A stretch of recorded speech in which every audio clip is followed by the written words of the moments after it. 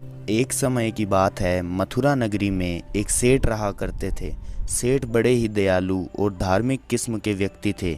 उनके द्वार से कोई भूखा या असहाय खाली हाथ नहीं लौटता था। वे उचित व्यक्ति को ही दान देते थे।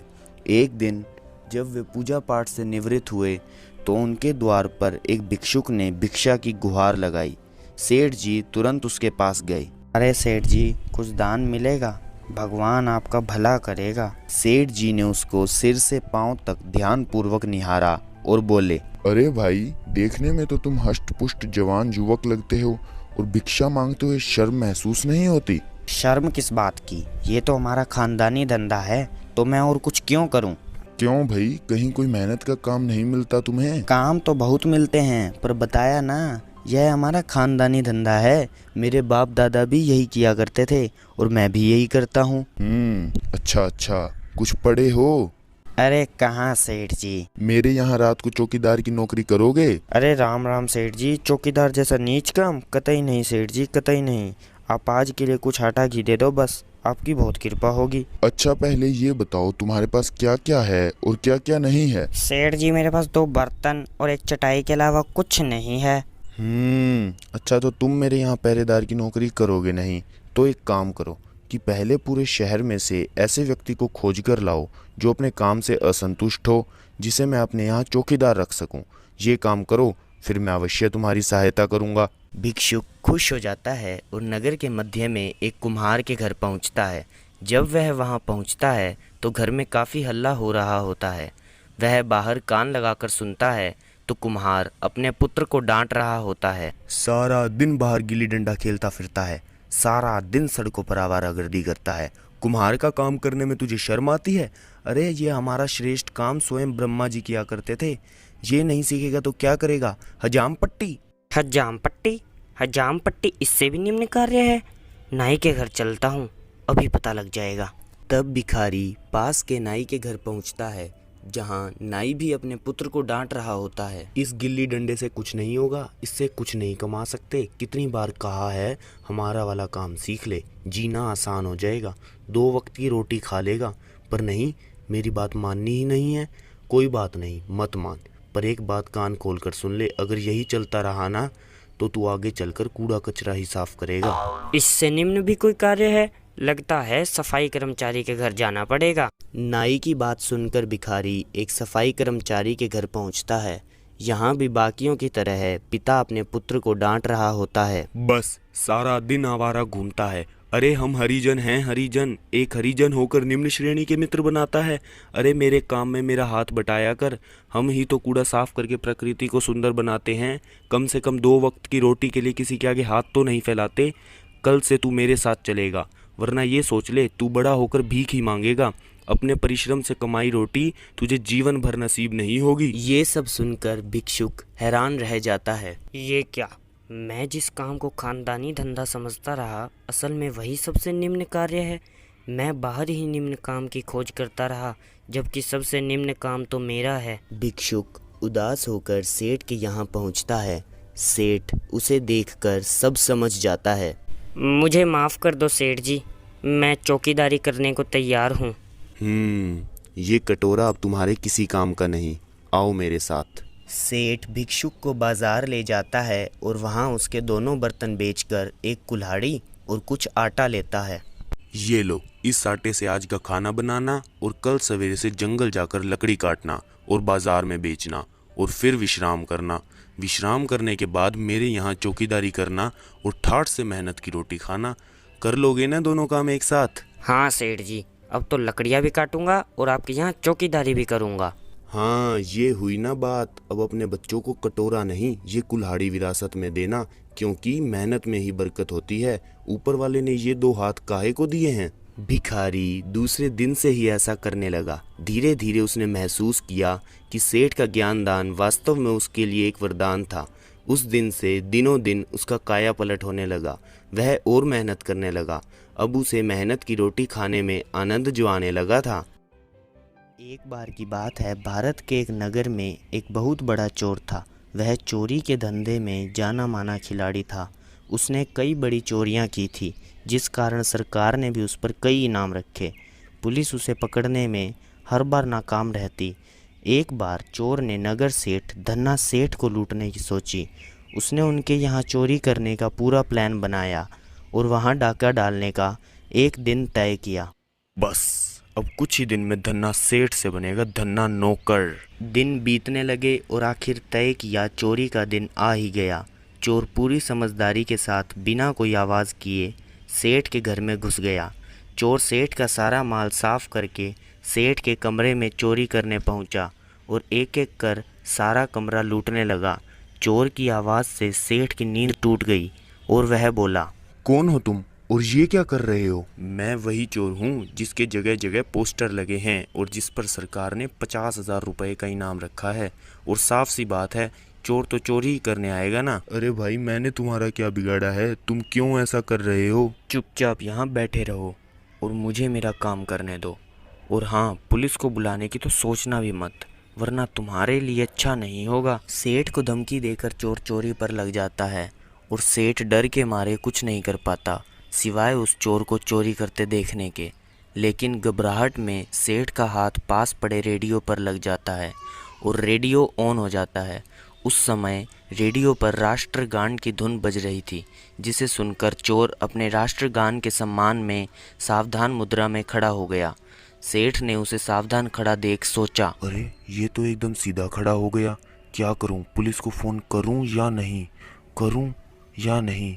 कहीं मार तो नहीं डालेगा मुझे? नहीं नहीं, ये बेवकूफ़ तो अपने देश के सम्मान में खड़ा है।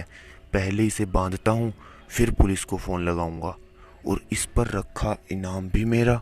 सेठ ने अपने पास पड़ी एक मोटी रस्सी उठाई और उस चोर को कसकर बांध दिया।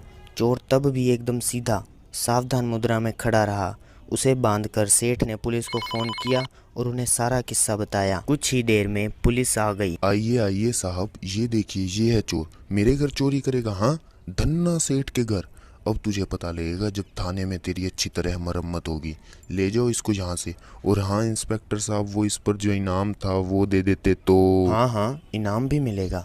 पहले कल इससे पूछताछ करेंगे और फिर जो सही होगा आपको बुलवा लेंगे। अच्छा इंस्पेक्टर साहब, ले चलो इसको। पुलिस चोर को अपने साथ पुलिस स्टेशन ले गई और जेल में बंद कर दिया।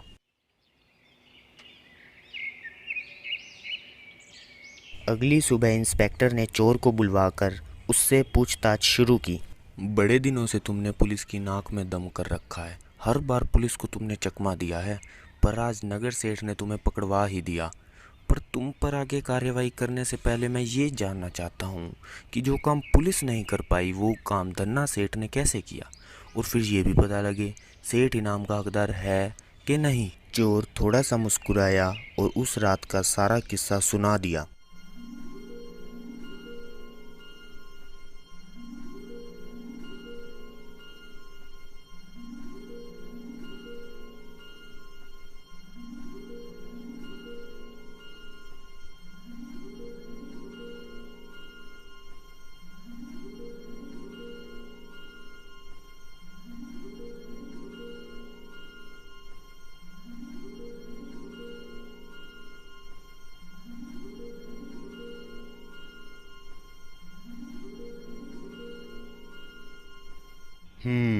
तो ये बात है।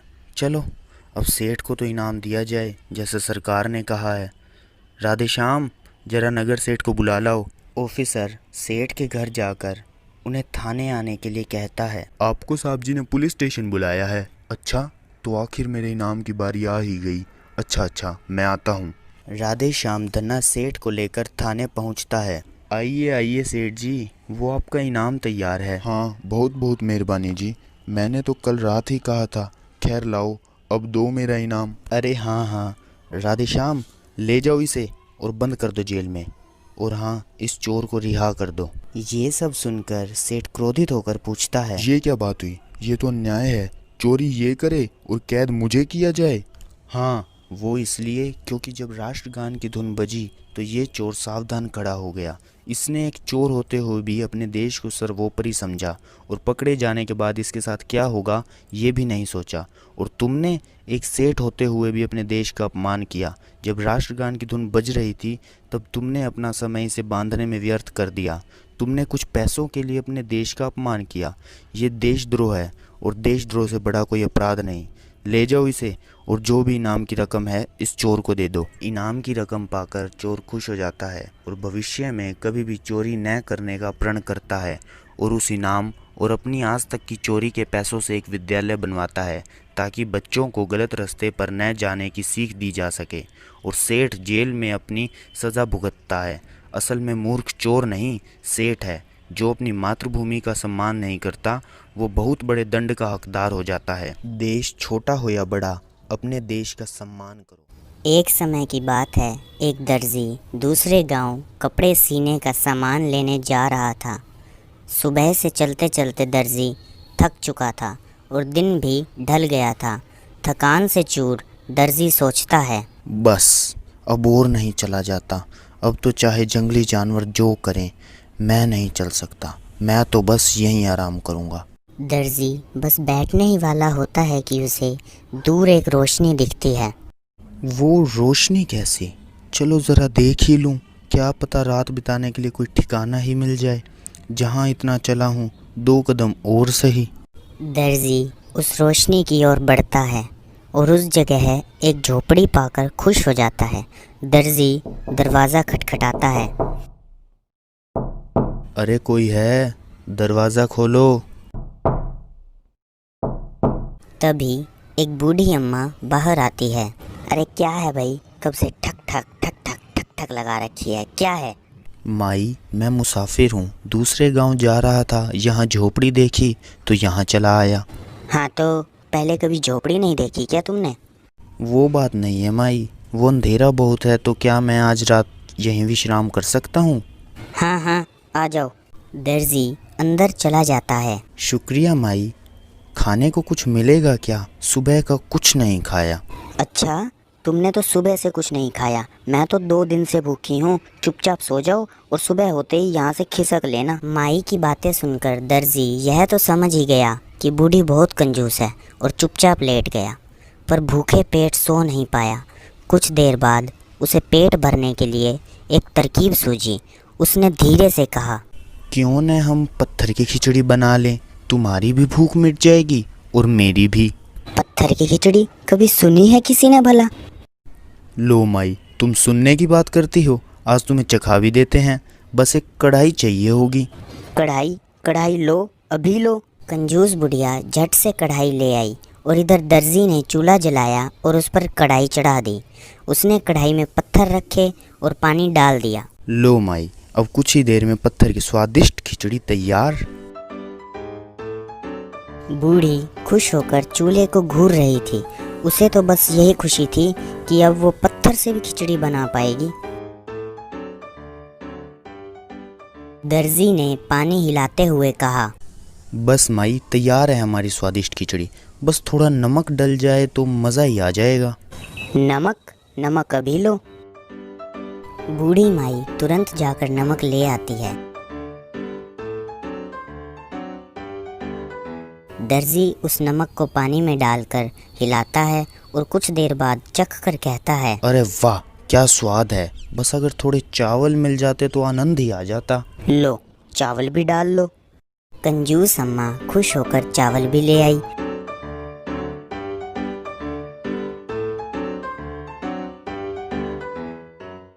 और दर्जी ने वो भी कढ़ाई में डाल दिए और हिलाने लगा। ऐसे करते करते दर्जी ने बूढ़ी से खिचड़ी बनाने के लिए सारा सामान मंगवा लिया।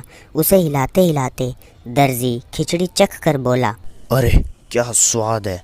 आखिर पत्थर की खिचड़ी है। वाह मज़ा आ गया। लो माई, हमारी खिचड़ी तो तैयार है। बस इसमें थोड़ा सा घी पड़ जाए तो इससे स्वाद क्या ही होगा। पर हाँ, तुम्हारे पास घी कहाँ होगा? क्यों भला मेरे पास घी क्यों नहीं होगा? लो मैं अभी घी ले आती हूँ। बूढ़ी माई के जाते ही दर्जी ने तुरंत उसमें से पत्थर निकाल दिए और बूढ़ी माई से घी लेकर उसमें डाल दिया। दर्जी समय समय पर खिचड़ी चखकर उसकी खूब तारीफ कर रहा था, जैसे सब कुछ सही हो रहा हो। बेटा और कितना समय लगेगा? माई अब देर किस बात की, बस 2 थालियाँ लाओ, मैं अभी आपको पत्थर की खिचड़ी परोस देता हूँ। बूढ़ी अम्मा से थाली लेकर दर्जी पत्थर की खिचड़ी थालियों में डाल देता है। अरे वाह बेटा, तुम तो पत्थर की भी खिचड़ी बना लेते हो। पत्थर की खिचड़ी भी इतनी स्वाद बन सकती है कभी? मुझे तो पता ही नहीं था। दर्जी मन ही मन हंसते हुए मजे से अपनी खिचड़ी खा रहा था।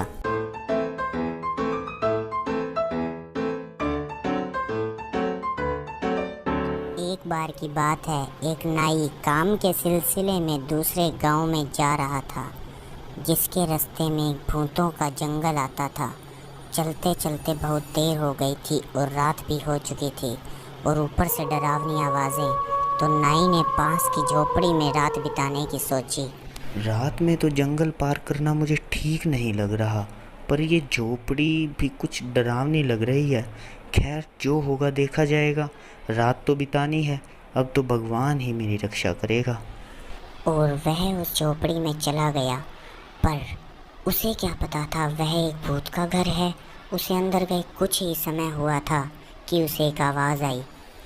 अरे ये कैसी आवाज़ है? कहीं वही भूत तो नहीं आ गया जिसके बारे में गांव में रोज़ चर्चा होती है? पर अब डरने से क्या होगा, देखना तो पड़ेगा। नाई बाहर झांकता है। अरे ये तो भूत ही है, रक्षा करो ईश्वर। हे भगवान, हे भगवान, कुछ सोच, डरने से क्या होगा, कुछ सोच। नाई थोड़ी बहादुरी दिखाता है और कहता है, कौन हो तुम? मैं लंगड़ा भूत हूँ। भाई यहाँ कहाँ चले आ रहे हो फिर? ये मेरा घर है। पर अब से ये मेरा हुआ। अच्छा, मैं तुम्हें खा जाऊंगा। लगता है तुम मुझे जानते नहीं। नहीं जानता। हो कौन तुम? मैं भूतों का शिकारी हूँ। तुम जो भी हो, मैं तुम्हें खा जाऊंगा।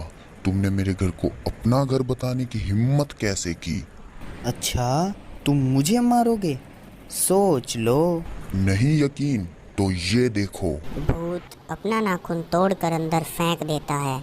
नाई पहले तो उसे देखकर डर जाता है, पर स्वयं को संभालते हुए कहता है, अरे ये है तुम्हारा नाखून, बस इतना सा। ये देखो मेरा नाखून अब। इतना कहकर नाई अपना बाल काटने वाला उस्तरा बाहर फेंक देता है। उसे देखकर भूत डर जाता है, पर कहता है, नाखून से क्या होता है, अब देखो। अब बोल, मानता है मेरी ताकत को? इन सब से क्या होता है? अच्छा तो ले फिर। हा हा, डर गया ना? अरे इससे तो बच्चा भी नहीं डरेगा। क्या? ले फिर। अब तो तू मेरी एक फूंक से ही उड़ जाएगा। तू फूंक की बात करता है? तू तो मेरी थूक में ही डूब जाएगा। इतना कहकर नाई उस पर पानी फेंक देता है। भूत हड़बड़ा जाता है। अरे ये क्या? अच्छा चल, अब खेल बहुत हुआ, अब मैं ज़रा तेरा शिकार कर लूं। नहीं, मैं यहाँ से चला जाऊंगा। आप यहाँ रहो, मैं चला जाऊंगा। अरे ऐसे कैसे? नहीं, तेरे शिकार के बाद तो पूरे 1000 भूत मेरे नौकर होंगे, मैं तुझे कैसे जाने दूं? कृपा करके मुझे जाने दो। आप ये रख लो, पर मुझे जाने दो। यह कहकर भूत नाई को एक सोने के सिक्कों से भरी पोटली देता है। रख लो, ये सब रख लो, अब सब आपका है। अच्छा, मैं जाता हूँ। यह कहकर भूत वहाँ से भाग जाता है और नाई को रात बिताने के लिए घर और ढेर सारा धन दे जाता है। बहुत समय पहले की बात है, एक जंगल में बहुत तेज वर्षा हुई। वर्षा बहुत समय तक चलती रही। वर्षा पूरे 2 दिन बाद रुकी। उसी जंगल में एक गिद्दड़ अपनी पत्नी और बच्चों के साथ रहता था। वर्षा ज़्यादा होने के कारण उनके घर में पानी भर गया था और वे किसी दूसरे घर की तलाश में जंगल में घूम रहे थे। तभी गिद्दड़ी बोली, हमें चलते चलते बहुत देर हो गई है, अब तो बच्चे भी थक गए हैं, क्यों न यहीं कहीं डेरा डाल ले। ऐसे जंगल के बीचों बीच? नहीं, वो देखो एक गुफा, वहाँ पर कुछ देर आराम करते हैं। वे सब गुफा के पास जाते हैं। अरे ये तो किसी शेर के पैरों के निशान लगते हैं। ये तो एक शेर की गुफा है। नहीं, मैं अपने बच्चों को इसमें नहीं ले जाऊंगी। अरे मूर्ख, ये देखो शेर के पैरों के निशान तो हैं, परंतु इन्हें ध्यान से देखो तो पता चलता है कि शेर गुफा से बाहर गया है। कुछ देर हम यहीं आराम कर लेते हैं और उसके आने से पहले भाग चलेंगे। क्यों, सही है ना? पर अगर शेर आ गया तो? अरे कुछ नहीं होगा, चलो। गिद्दड़ और गिदड़ी फिर उस गुफा में चले जाते हैं और समय बीतने लगता है। कुछ देर बाद शेर अपनी गुफा की ओर आ ही रहा होता है कि उसे देखकर उसकी गुफा पर बैठा काकड़ हमेशा की तरह चिल्लाने लगता है। लो, शेर तो आ गया, अब क्या करें? अब तो भाग भी नहीं सकते। मैंने तो पहले ही कहा था, पर मेरी सुनता कौन है? अब वो हम सबको खा जाएगा। अरे ऐसा कुछ नहीं होगा, मेरे पास एक योजना है। योजना के अनुसार गिद्दड़ गिदड़ी अपना नाटक शुरू कर देते हैं। सुन प्रजापति राजा, बोल चंद्रबदनी रानी। बच्चे भूखे हैं, कहते हैं शेर का मांस खाना है। पर मैंने कल ही तो इन्हें शेर ला कर दिया था। वो तो कल का है, बासी है। आज के लिए ताजा मांगते हैं। अच्छा, मुझे एक शेर की बू आ तो रही है, मैं अभी पकड़ लाता हूँ। शेर डर जाता है और भागने लगता है। भागते भागते उसे रास्ते में लोमड़ी दिखती है। अरे राजा जी, आप कहाँ भाग रहे हो? जरा ठहरो। मेरे पास ठहरने का वक्त नहीं है, मुझे जाने दो। अरे हुआ क्या? वो मेरे पीछे जंगल का सबसे खतरनाक जानवर पड़ गया है। अच्छा, तुमसे भी खतरनाक कौन है भला? वो मेरी गुफा में है, मैंने खुद सुना। उसके बच्चे भी शेर खाते हैं। अच्छा, और उसकी आवाज बहुत डरावनी थी। केवल आवाज ही सुनी या देखा भी उसको? मैंने मरना थोड़ी है जो उसके पास जाता।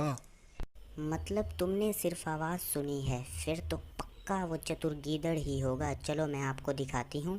नहीं, मैं नहीं जाऊंगा। अच्छा, हमारे राजा डर गए। अच्छा ठीक है, पर आगे आगे तुम चलोगी, है ना?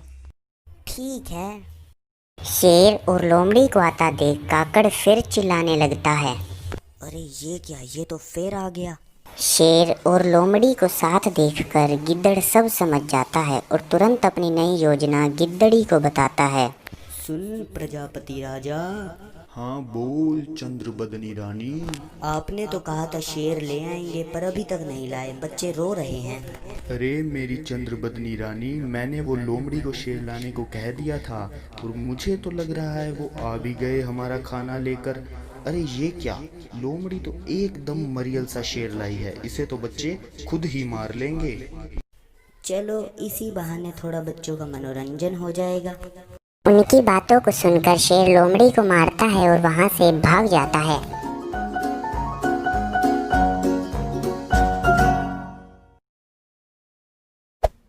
ऐसी ऐसी और मज़ेदार कहानियाँ देखने के लिए हमारे चैनल को सब्सक्राइब करो और बेल आइकन को दबाओ।